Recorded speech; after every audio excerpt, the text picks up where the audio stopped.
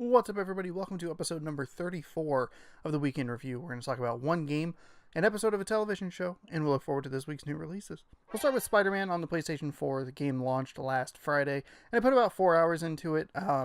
I got all excited. I bought the Collector's Edition and the Limited Edition PlayStation 4 Pro, unboxed them on the channel, played for 4 hours on Friday, and then got caught up with football on Saturday and Sunday. Again, I mentioned it last week, but it just destroyed my productivity. Where I was sitting there and I was like, I'll watch a game, no big deal. Just watch one, just one. And then that game got really, really good. And then you're flipping back and forth between other games, and then those games get really good. And then all of a sudden it's 10:30 at night, and you're like, well, I spent all day watching great college football, and I didn't put a second of time into Spider-Man. And then the same thing happened Sunday, where I was like, oh, I'm gonna do something. I'm gonna go up there. I'll just watch a little bit, catch up on some content. I gotta go run to the store. Da da da da da. All of a sudden, it's 6:45. Aaron Rodgers goes down. I'm in tears. He comes back out, leads a heroic comeback. I'm in even more tears of joy and happiness. And all of a sudden, I still haven't played any Spider-Man. However, I did say in my previous video impressions of Spider-Man, so 4 hours is a good chunk of time to spend with a game and know if you like it or not. And I freaking love this game. Makes it more confusing that I didn't continue playing this particular game, but hey, that's alright. That's just kind of how it happens. I kind of knew going in, this opening month or so of the football season was going to be kind of like a danger zone of I'm going to watch a bunch of it and probably not do a ton other than that. Moving away from the actual football side of things and why I didn't play this particular game, let's talk about what I actually did enjoy. Again, 4 hours, early impressions, no spoilers. Tread carefully. I'm not going to spoil anything major. I don't have anything major to spoil. I don't think there's anything that isn't in commercials that is going to totally and completely oh my god, Sean, how could you have said that? I'm thinking about it too much. The game is wonderful. It's absolutely fantastic. It's full of humor. I did this and I was trying to... It's full of humor. It's full of heart. It's full of interesting characters and interesting character dynamics that I really enjoy. I love Spider-Man, and I love swinging through the streets of New York. I love being able to go and do the cop calls and hey, we have a car robbery, we have this, we have that. I love doing those sorts of things. There's a robbery. That stuff really works for me, and it's the type of content that I really enjoy in these open world games, especially open world superhero games. I like feeling like I'm doing good. I think the characters so far are all very interesting and very well written. I like the way some of the dynamics are being played right now. I guess this qualifies... maybe I shouldn't say that. I like where things are in this particular world. Spider-Man, Peter Parker has been Spider-Man for about 10 years or so, and I like where everything sits. I like where Aunt May is in this. I like where Mary Jane is in this. I like where Osborn and Octavius are, and I like their interaction. And it's a game that feels familiar, but still feels different enough to me to feel like a fresh and new experience. I'm not super well versed in the Spider-Man comic books. That's totally fine. I've read them here or there. I mean, you don't have to be a fan of Spider-Man comics to like this game, and I think that there's probably enough new brought to the table that you can enjoy it even if you are a hardcore Spider-Man fan. Even if maybe it will feel more familiar to you. I don't know, that was one of the things I saw in some of the reviews I was kind of peeking at, was oh, it's a little bit familiar. And I was not to me. I mean, granted, we all come from different places, different backgrounds. We all have different knowledge of different things. That's kind of obvious and sounds probably kind of cheesy, but it's true. You'll find something to like in this game if you like superhero open world games. And this is an immaculately made one. It looks beautiful. The web slinging is fun. I go back to the character dynamics are great. It's fun. It's funny. It's a game that I want to play more of. I just get caught up in other things. Kind of think about it Aaron Rodgers spun a web that wrapped me into the football game. Sort of thing. There we go. There's the connection between football and Spider-Man. Aaron Rodgers is Spider-Man. That's what I'm saying. Obviously, I'm going to jump back into this game and I'm going to continue playing it. And maybe I'll come back in a couple of weeks and give more full, or more well-rounded thoughts on it. But so far, the early impressions are good. 4 hours in, it's great. I'm loving it. big, bright, beautiful, colorful, great characters, fun, funny, heartfelt. It just feels good, and I'm very excited about it. I think the momentum system, and this is something I don't know if I've mentioned on this show, but I've talked about in person before, I was looking forward to the momentum action in this particular game because of Sunset Overdrive from Insomniac Games, and I think it works really, really well here. One thing that I did notice, and I don't know if it's necessarily, it's not like a criticism, but I really struggled with the combat early in this game, and I was surprised at that. And I think because like it's very Batman Arkham sort of combat, and I think maybe that got into my head a little bit, and I forget that like Spider-Man's not necessarily based in stealth like Batman is, and I think that sometimes I would get a little overwhelmed with the number of characters on screen at one time, like there's 6 or 8 enemies, and with Batman you always like rope away and you try to swing from gargoyle to gargoyle because there are infinite number of gargoyles in Arkham City or Arkham Asylum, and that kind of takes away some of the frustration in the Arkham games. I do remember, now that I'm like kind of talking about it out loud and thinking about it, I do remember in the Arkham Asylum there were a couple of fights that I really struggled with because it was such an open sort of arena, and that's more the case in this particular game. There have been a couple of times where I've tried to do stealth, but I haven't executed it super well. I don't know. I was surprised at how much I struggled with the combat, but I think I need to give it more time and maybe get some more upgrades to be able to feel like I can be more effective in it, because I do feel a little overwhelmed sometimes, and I think maybe it's by design, maybe it's just I'm not quite where I think I am with the game. So that was the one thing that I noted where I was like, oof, the combat I'm really struggling with. Everything else is great. Look forward to more thoughts in the coming weeks as I continue to progress through this game. It's really great though. You should absolutely go try it. If you have a PlayStation 4, you should play this game. It's awesome. The other piece of content I'm going to talk about this week is actually a TV show. It's the season premiere of the 13th season of It's Always Sunny in Philadelphia, a show that I really, really enjoy, so I thought it would be interesting and fun to kind of go week by week with that particular show. Season premiered last Wednesday. I watched it on Saturday. Doesn't matter when. Somehow, in all of my attempts to not watch football to play Spider-Man, I did manage to make time to watch this particular premiere. I was very excited about it. I really, really enjoyed the show. I think it's really, really great overall. I think this is overall a very, very good premiere that has 2 or 3 scenes that I really, really enjoyed, and a couple of elements that I thought were a little rushed, and they just wrapped them up so quickly that they didn't get enough time to breathe. Going forward, I am going to issue a spoiler warning, which is the most bizarre thing that I would have ever thought I would have to say about this particular show, but I think there is something that is genuinely worth not knowing going into this particular episode. Obviously, at the end of Season 12, we're in spoiler warning territory now. At the end of Season 12, Dennis leaves, and that's the big question mark going into this particular season. Is he going to be back? Is he not going to be back? How are they going to work with that sort of thing? And the show just kind of jumps in and it just gives them their head first into a scheme with somebody new. And it's Mindy Kaling, who from the Mindy Project, Ocean's 8, and probably best known for Kelly Kapoor on The Office, is really great and a fun new addition to this particular gang. But I don't feel like their plan is ever really well explained, and I didn't think that it was all that interesting. The title of the episode is Make Patties Great Again, and what it's obviously like trying to poke fun at or reference is rather obvious. Those infamous stupid red hats. Stupid being an editorialization of me. They're fucking moronic. And they bring this up, but it never feels natural. It feels kind of forced.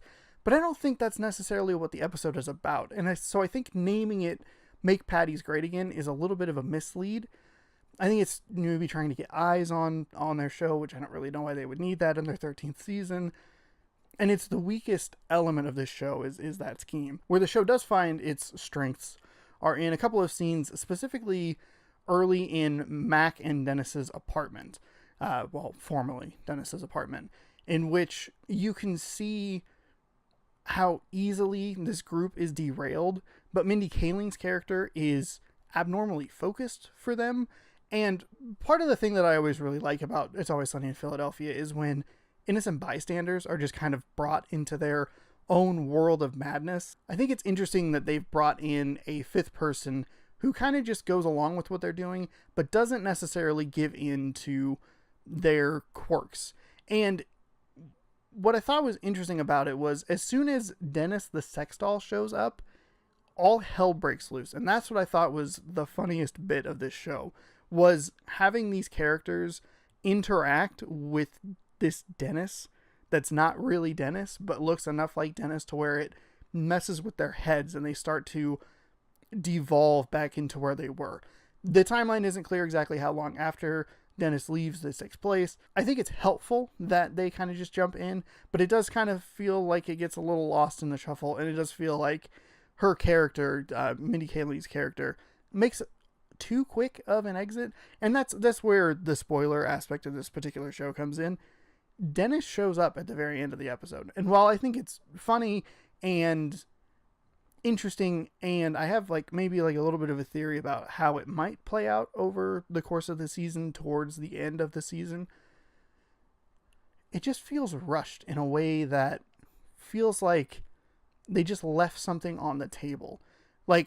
While I don't necessarily think that the scheme is all that interesting, I did want to see more of Mindy Kaling's character. I believe her name is Cindy. I wanted to see her interact more with this particular group. I wanted to see that play out over a couple of episodes. The other element of this particular episode is Mac is shredded, and that's fucking hilarious because basically he went from average to fat in season 7 to shredded in season 13, and it's really, really funny. He's trying to impress the gang, but no one really cares. I thought that was an interesting little thing to it. I don't know. A lot of the stuff worked for me. The other part, and before I forget, the other part of this that I thought got rushed a little bit was Charlie and the waitress's relationship.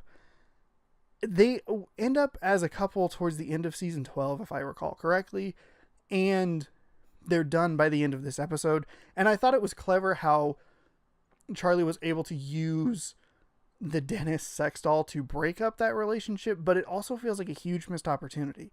He spent so many years pining after this woman, and then now they're just done, and I don't really know why. I wanted to see that develop more. I wanted to see that it felt like a one-note joke of he finally gets what he wants, her, a relationship with her, and then she's too annoying for him, and it's that instant change that's kind of annoying, and it's another thing that I feel like they left on the table. I would have liked to have seen more of that, and so those are the two elements that I think are super rushed in this particular episode. I know this is a lot to go into in a 22-minute R-rated television show, but it's it's something that I enjoy and something that I wanted to talk about.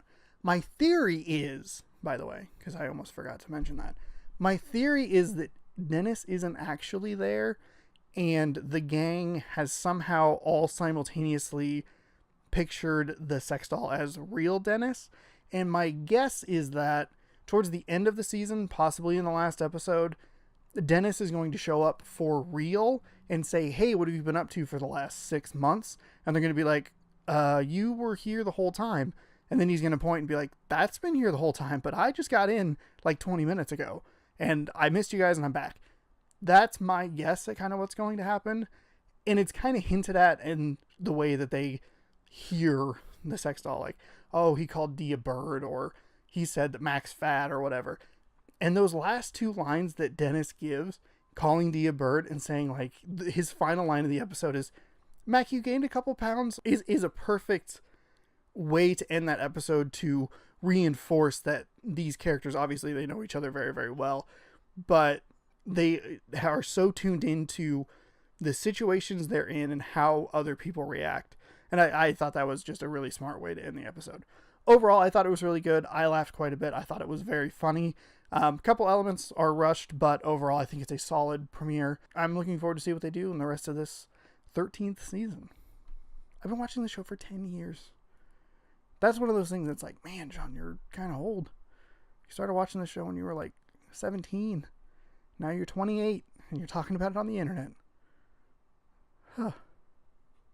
Finally, on this week's show, we'll look forward to the week's new releases. Ocean's 8 is out on Blu-ray this week, and it absolutely is a movie I would recommend. I'm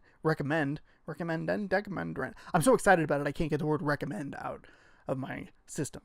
I loved it. Didn't talk about it on this show because I got lost in the shuffle of E3. Now that it's on Blu-ray, this would be a good opportunity for me to do a rewatch and share my overall thoughts with you on it. I thought it was one of the better movies I've seen this year, probably top 10. Haven't seen, a gargantuan number of movies, so I think it's definitely a movie worth checking out, and I look forward to thoughts sometime next week, this week, I don't know.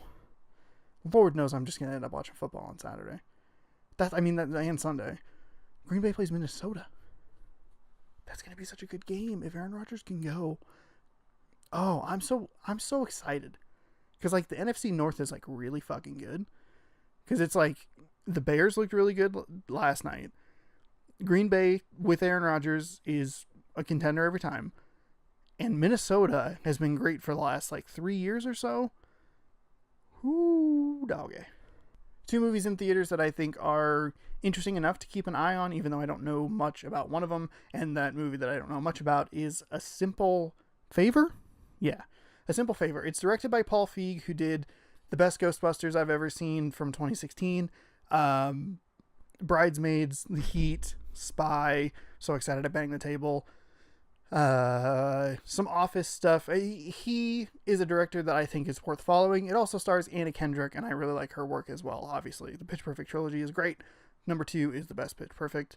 Apparently I'm crazy for that. Whatever. The other movie in theaters this week is White Boy Rick with Matthew McConaughey and somebody that they're putting as and introducing blankety blank blank. And I've seen trailers for this, and I think it looks interesting enough to check out. And those are both out in theaters this week. The games this week, there were a ton of small games. Nothing really stuck out, but Shadow of the Tomb Raider is out this week. It's out a couple days early if you pre-order the deluxe edition, out Friday for everyone. And this is a game that I'll get to in the future. I have 2 other games I need to play before it, in Tomb Raider and Rise of the Tomb Raider. So it'll be a while before I get to this game, but it is one that's on my radar that I am interested in, and I would like to get through those other 2 games. So we'll push that off for a little while, and maybe we'll get to it when things calm down a little bit, maybe in the spring next year. Finally, a new little addition here is part of the new, what's new this week is what's new on the channel. Just going to be the football game on Thursday. It's going to be Digital Vikings at Digital Packers in Digital Lambeau Field. Help me fulfill my dream of being my mom's least favorite commentator, Sean Madden. So look forward to that. Boy, I really stretched for that joke. Look for that on Thursday. Boom! Like that. Sean Madden. Welcome. We got Lambeau. I don't know how to do John Madden. Just say boom a lot. Boom! I wish I had a Telestrator. If I had a Telestrator, that would be pretty great. That video goes up on Thursday. That's it. That's everything this week. Hopefully you enjoyed the show. If you like the content, hit that subscribe button, and then you'll know when I post new videos. Be sure to check back Thursday for football, and check back every Tuesday for more Week in Review. As always, leave a comment below and let me know what hype trains you're on. All that good stuff. See you next week.